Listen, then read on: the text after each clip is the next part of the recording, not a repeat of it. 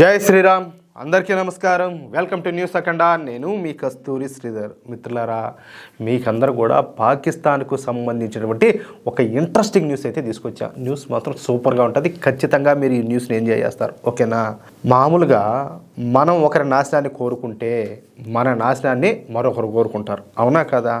దీనినే మన హిందూ ధర్మం ప్రకారం కర్మ సిద్ధాంతం అని చెప్పి అంటారు.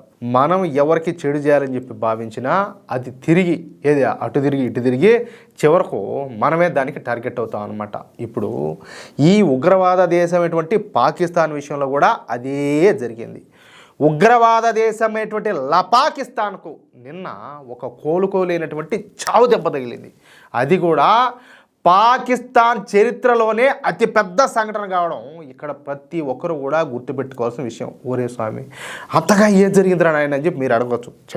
చెప్తా సరే, విషయానికి వస్తే ఈ తెహ్రీక్ తాలిబాన్ల కంటే ముందుగా పాకిస్తాను తాలిబాన్లనే సృష్టించింది. అమెరికా సాయంతో అప్పటి సోషలిస్ట్ రష్యా పైన యుద్ధం చేయడానికని చెప్పి ఈ తాలిబాన్లను పాకిస్తానే తయారు చేసింది. అయితే ఆఫ్ఘనిస్తాన్లో ఈ రష్యన్ బలగాలపైన ఈ తాలిబాన్లు పైచేయి సాధించడంతో ఇక పాకిస్తాన్ మైండ్లో ఒక ఆలోచన మొలకెత్తిందనమాట. అదే తెహ్రీక్ తాలిబాన్లు. ఈ తాలిబాన్లు ఎలాగూ ఆఫ్ఘనిస్తాన్ చూసుకుంటారు కాబట్టి ఇక భారత మీదకు ఎగదోయడానికి ఈ తెహ్రీక్ తాలిబాన్లను తయారు చేయాలని చెప్పేసి పాకిస్తాన్ అయితే నిర్ణయించుకునేది. చూడండి, అయితే పాకిస్తాన్కు ఉన్నటువంటి నైసర్గిక స్వరూపాలను బట్టి పాకిస్తాన్లోని పంజాబ్ రాష్ట్రం, అదేవిధంగా సింధు రాష్ట్రాలు మన భారతదేశానికి ఆనుకొని ఉన్నాయన్నమాట. అయితే ఈ రెండు రాష్ట్రాలు పాకిస్తాన్లో కాస్త అభివృద్ధి చెందినటువంటి రాష్ట్రాలు. ఈ రాష్ట్రాల్లో ఉండేటటువంటి ప్రజలు కొంత సాఫ్ట్గా ఉంటారు, అర్థమైందా? సాఫ్ట్ అంటే వీళ్ళు మంచోళ్ళని కాదు, మాస్ కాదు, క్లాసు. అదే ఈ ఖైబర్ పఖ్తూన్ఖ్వా రాష్ట్రంలో ప్రజలైతే మొండిగా మొరటగా ఉంటారు. పైగా వీళ్ళు గిరిజనులు, వీళ్ళలో చాలామంది చదువుకోని వాళ్ళు అనమాట. అందుకే ఈ ఖైబర్ పఖ్తూన్ఖ్వా రాష్ట్రంలోని గిరిజనుల్లో ఒక తీవ్రవాద సంస్థను స్థాపించాలని చెప్పేసి పాకిస్తాన్ నిర్ణయించుకునేది. వాళ్ళు చదువుకోవాలా, మొరటోళ్ళు, మూర్ఖులు. సో ఇలాంటి వాళ్ళని అడ్డపెట్టుకొని భారతదేశాన్ని ఏదో ఒక విధంగా దెబ్బతీయాలని చెప్పేసి పెద్ద ప్లానే వేశారు. ఇక వెంటనే తమ ప్రాజెక్టును అమల్లోకి తీసుకొచ్చింది ఇలా పాకిస్తాను. ఈ ఖైబర్ పఖ్తూన్ఖ్వాలోని ఈ గిరిజన యువకులకు తీవ్రవాదంలో శిక్షణ ఇవ్వడం మొదలుపెట్టినారు. అంతేకాకుండా ఈ తెహ్రీక్ తాలిబాన్లకు తాలిబాన్ల చేత కూడా శిక్షణ ఇప్పించడం ప్రారంభించారు. అయితే ఈ క్రమంలో ఈ తెహ్రీక్ తాలిబాన్లు ఆఫ్ఘనిస్తాన్ తాలిబాన్లకు బాగా దగ్గర అయిపోయినారే. మీదేమన్నారా, మీరంతా పిల్లబచ్చాగాళ్ళు, వాళ్ళు కదా అసలు శిక్షణ తీవ్రవాదులు అంటే అని చెప్పేసి వీళ్ళు ఈ తాలిబాన్ వాళ్ళకి అట్రాక్ట్ అయిపోయినారు బాగా. ఆఫ్ఘనిస్తాన్లో ఈ తాలిబాన్లు షరియా చట్టాన్ని అమలు చేసినట్టే పాకిస్తాన్లో కూడా ఈ షరియా చట్టాన్ని అమలు చేయాలని చెప్పేసి ఈ తెహ్రీక్ తాలిబాన్లు పాకిస్తాన్ డిమాండ్ చేయడం మొదలుపెట్టారు. నాకు అది కావాలన్నట్టు మనకు షరియా చట్టం కావాలని చెప్పేసి మొదలుపెట్టారు. ఇక అప్పటి నుంచి ఈ తెహ్రీక్ తాలిబాన్లకు పాకిస్తాన్కు మధ్యన తీవ్రమైనటువంటి విభేదాలు ఏర్పడినాయి. అవి కాస్త చిలికి గాలివాన్లాగా మారి ఒకరిపైన మరొకరు దాడులు చేసుకునే స్థితికి అయితే చేరుకున్నారు. అయితే తరచుగా ఈ తెహ్రీక్ తాలిబాన్లో పాకిస్తాన్ ఆర్మీ అధికారులను చంపుతూ ఉండడంతో ఇక తట్టుకోలేని పాకిస్తాన్ ఆర్మీ ఒక పెద్ద టీంని అయితే ఏర్పాటు చేసింది. చూడండి, ఈ టీంలో పాకిస్తాన్కు సంబంధించినటువంటి సైనికులు, పాకిస్తాన్ కమాండోలు, పాకిస్తాన్ పోలీసులు, పాకిస్తాన్ గూఢాచారులతో పాటు మాజీ తీవ్రవాదులు, అలాగే ఐసిస్ తీవ్రవాదులను కూడా కలుపుకొని నిన్న ఖైబర్ పఖ్తూన్ఖ్వాలోని బన్ను ప్రాంతంలోని నార్త్ వజీరిస్తాన్లో ఉన్నటువంటి తెహ్రీక్ తాలిబాన్లపైన దాడులు చేసేందుకు ఈ పాకిస్తాన్ ఆర్మీ కాన్వాయ్ అయితే అక్కడికి వెళ్ళింది.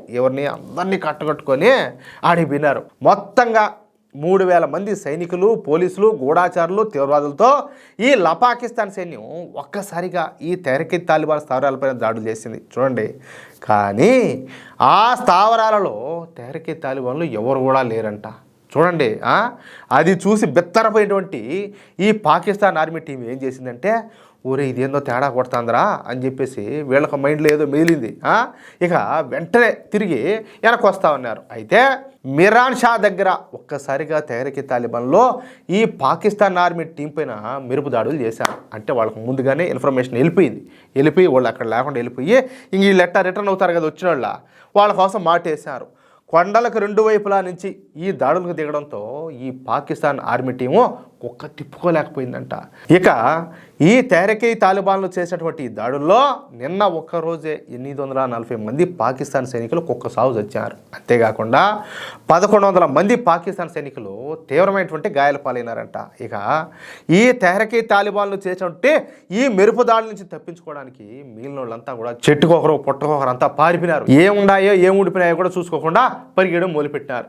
ఈ విధంగా పారిపోయిన వాళ్ళలో ఎంతమంది చనిపోయినారో ఇంకా తెలియలా. అంటే వాళ్ళు ఎంతమంది బతుకున్నారో కూడా తెలియదు. మొత్తం ఏదైతే ఇప్పటి వరకు దొరికిన శవాలు 840 వరకు ఉన్నాయని చెప్పి తెలుస్తుంది.